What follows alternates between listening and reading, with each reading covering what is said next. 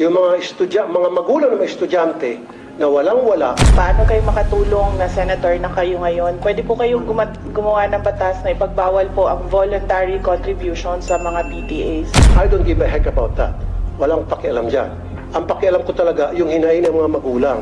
Yun na po talaga. So, paki-answer lang po. I-raise ko to. Kung Yes. hindi nyo ako pagsasalitain dito, then, At pinagsasalita naman po kayo. hindi kasi sinasabi, wag daw sagutin.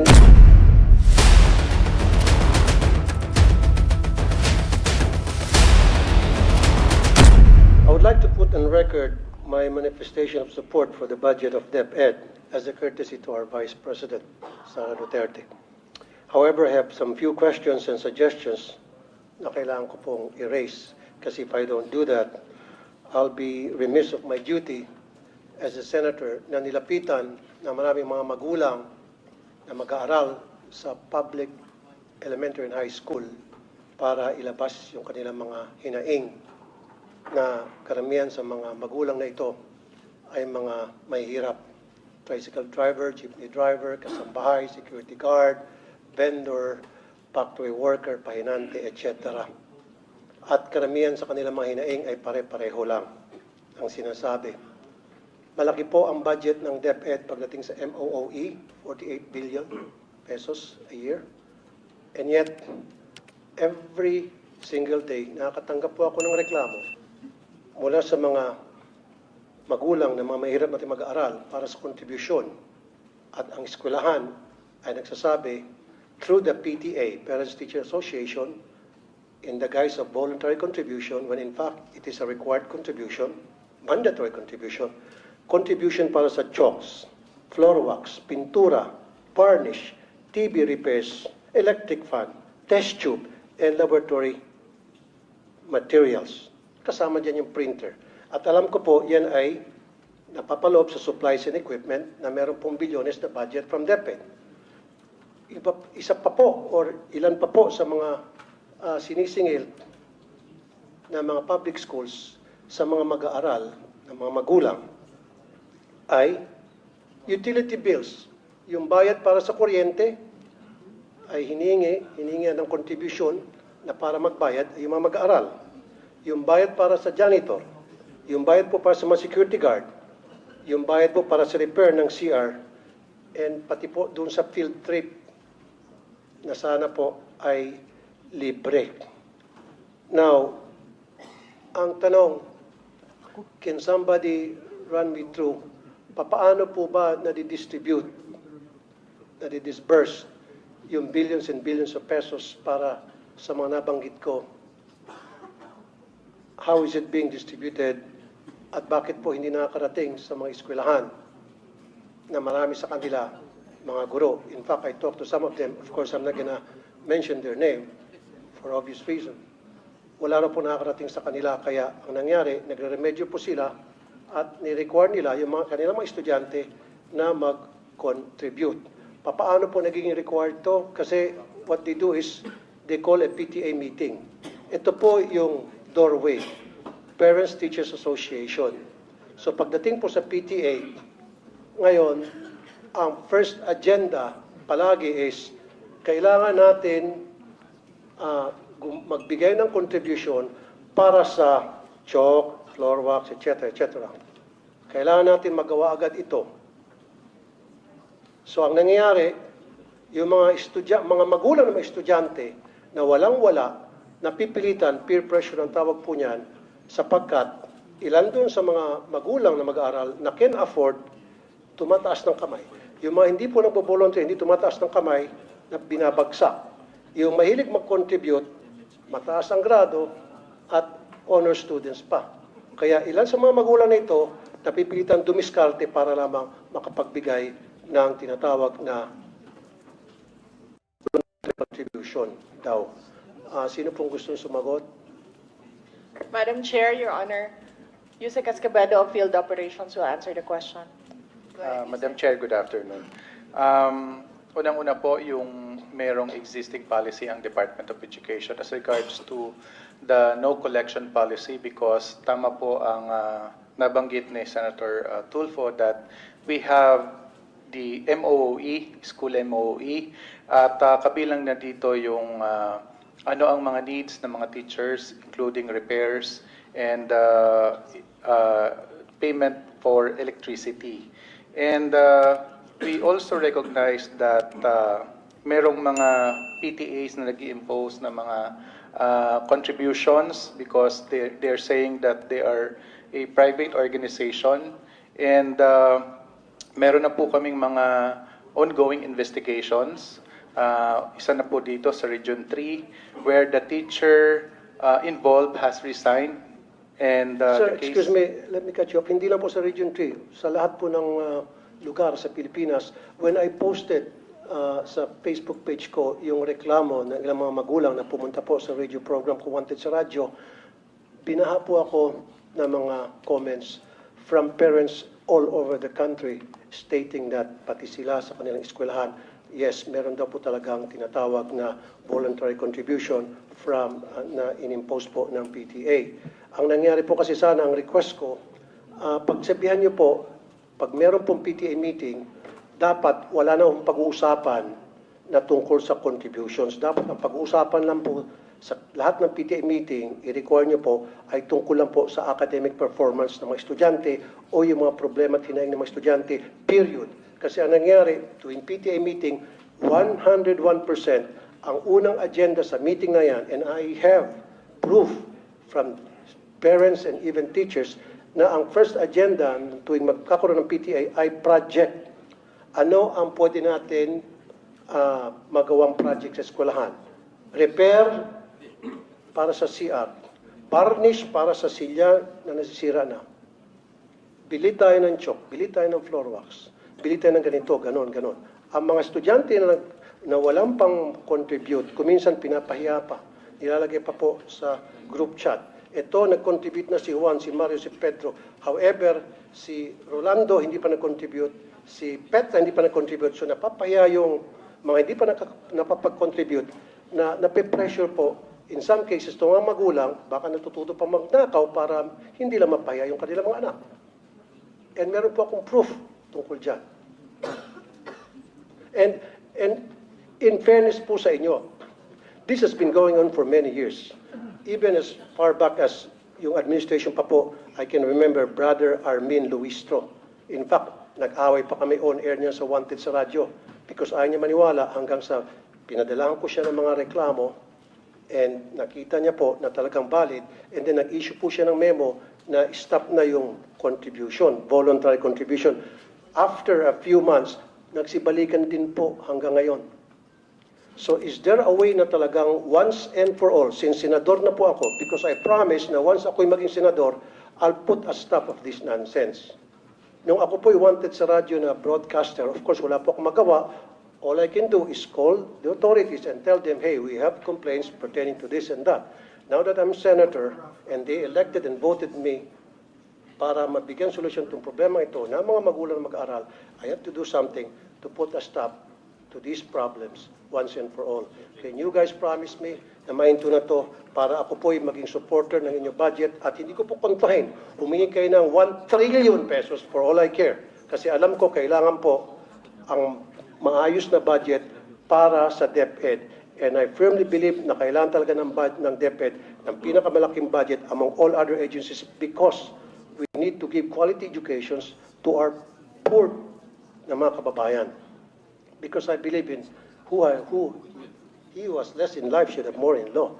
So dapat sa ating batas, bigyan po ng magandang edukasyon, bigyan po ng magandang serbisyo ang mga mayroon nating kababayan. Dito lang po sana sila makakabawi. And I agree, dapat pabawiin natin sila sa pamamagitan ng pagbigay ng quality education. Pero how can we give these students quality of education kung kulang-kulang? And then we're teaching these kids to be corrupt when they grow up. How and why? Because they know and they knew na yung paghihingi sa kanilang contribution ay pangingikil. Sir, So pag lumaki po itong mga estudyante, makikita nila na okay lang pala yung mangingikil kasi si teacher nangingikil sa amin. So paglaki nila, there's the possibility na baka mangingikil sila. okay. Senator Tulfo, your time is up, no? You've been informed that your time is up. You've responded, but kindly respond again. Ay, Yusek Escobedo. Madam Chair, Your Honor, number one, you asked the question on how you can help. Paano kayo makatulong na senator na kayo ngayon? Pwede po kayong gumawa ng batas na ipagbawal po ang voluntary contribution sa mga PTAs. And then, pwede po nating i-implement yan. May penalties po yung teacher or parent na mag-insist na merong voluntary contribution. Ang mga PTA po, just like all the other associations, are guided by the majority. Kung ano po yung nadidesisyonan ng majority doon sa kanilang association, yun po yung nasusunod. Now, it is a voluntary contribution. Ibig sabihin, hindi po pinipilit yung mga estudyante o yung mga magulang na mag-contribute kung yun man ang nadesisyonan na project ng PTA. Marami po tayong mga stakeholders na iba-iba po yung projects nila sa ating mga paaralan. Hindi lang po mga PTA, but we have NGOs, we have private sector donors who partner with our public schools sa mga specific na projects nila in certain schools. Ganito po din yung ating mga PTA. Pinag-iisipan po ng teachers and ng parents kung paano sila makatulong sa eskwelahan para sa pag-aaral ng mga bata. But then again, as I said, these are voluntary contributions. Pwede po nating ipagbawal, gagawa po tayo ng batas para po merong penalty. Madam Chair, pwedeng konti na lamang. Una-una, wala pong kapangyarihan na para ipatigil yan. Pero however, meron pong kapangyarihan ng DepEd na para ipatigil po yung tinatawag na voluntary contributions sa PTA. Now, doon sa questions ko, hindi pa ata nasasagot. Pwede ba pakisabi sa akin paano po na-disburse yung pong MOE? Especially doon sa mga chalks, sa mga electric funds. Electric funds palagi every year yan, talamak na talamak. Janitorial, security, repair, CR, varnish. Paano po na-distribute from DepEd hanggang sa pagdating sa eskwelahan? Paano nakakarating po yung mga MOE, sir? Meron po tayong listahan kung saan po pwedeng gamitin yung school MOE. At yung sinasabi niyo pong chalk allowance, meron pong cash allowance ang mga teachers. At ito ay taon-taon na ibinibigay sa mga teachers. Kaya hindi po tama na mag-demand ang PTA na magsusolicit ng contribution from the members of the PTA para mabigyan ng chalk allowance ang mga teachers because meron ngang panukala sa both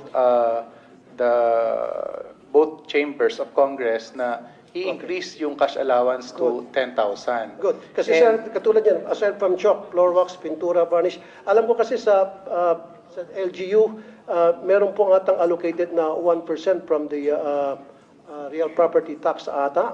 Na SAF po. SAF, para sa maintenance ng school. Opo. So doon po pwedeng kumuha kayo ng dagdag budget. Wag lang ho sana humingi sa mga estudyante. Kasi nga talaga sir, every single year, palagi pong kasama doon sa paghingi ng contribution ng electric fund.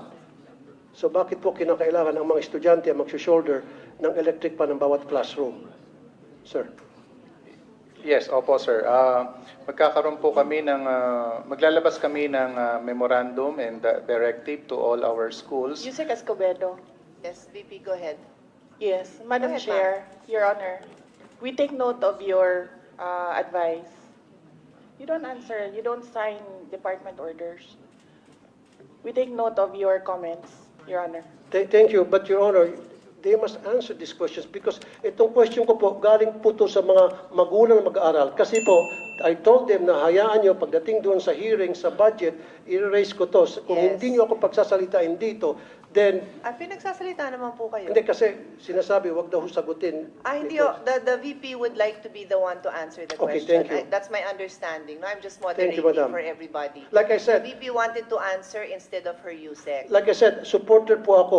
Hindi ko po questionin yung budget. Ayaw ko pong bawasan. In fact, I'd like to put it on record, kung dadagdagan pa yung budget ng DepEd, I will support. Kaya lang, kailangan ko lang po ng mga kasagutan sa ilang katanungan ng mga magulang na mag-aaral. I don't have anything against. In fact, Yeah. confidential fund na marami nagka-question, I don't give a heck about that.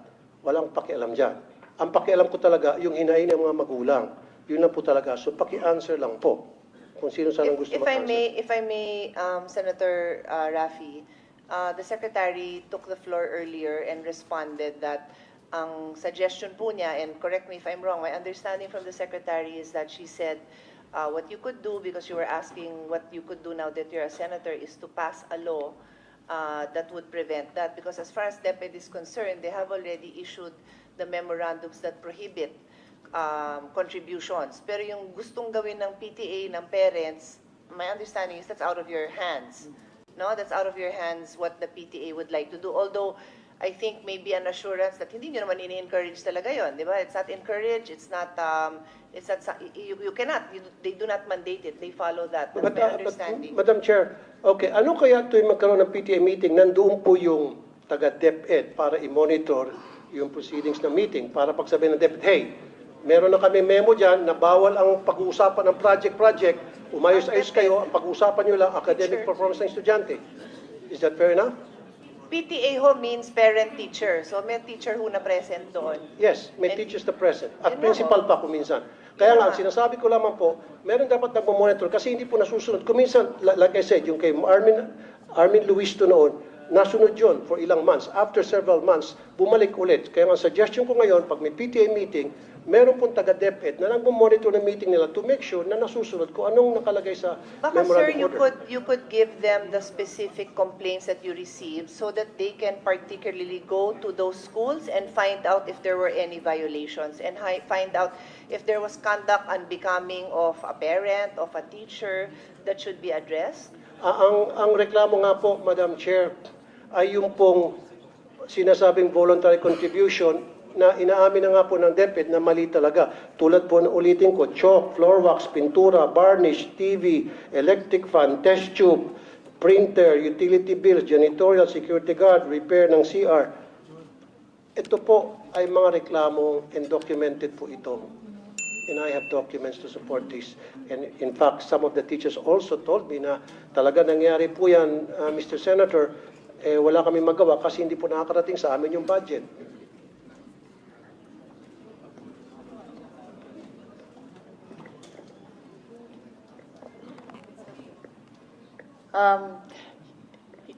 Madam Chair, Your Honor, we will submit the downloading of MOOE up to the school level to the Finance Secretariat. At ito na lamang po, Madam Chair, test tube. Hinihingi din po, kasama rin po yung Pwede test bang tube. submit natin? Kasi sir, I've reminded everyone who's Last na beyond lamang their po, Madam time. Chair. Last na lamang. Sige. Test tube. Alam ko meron natang 500 billion na budget for the test tube. Parang every year, bilyones ang naalat para sa test tube. Kasi marami rin po ako mga magulang nagreklamo, pinapakontribute para sa test tube, laboratory test tubes. Ano ho yun, sir? Kasi I Test handle the tubes. budget, so Test tubes I can po. Yung I can test tube attest. po para sa mga I have laboratory. not seen 500 billion for test tubes. Or at least, yung pong pagkakaalam ko, yung pong... Ay, wala akong nasabi sa amin. 500 billion. Ako na ho Okay. magsasabi So sa inyo. anyway, bakit po yung sa test tubes? Sige na lang po. Bakit po test tubes paulit-ulit po? Every year, hinihingan po ng contribution ng estudyante. Pwede po ba pa-stop na rin natin yun? Yun lang po. So stop na po natin. In short, lahat po ng contribution para sa maintenance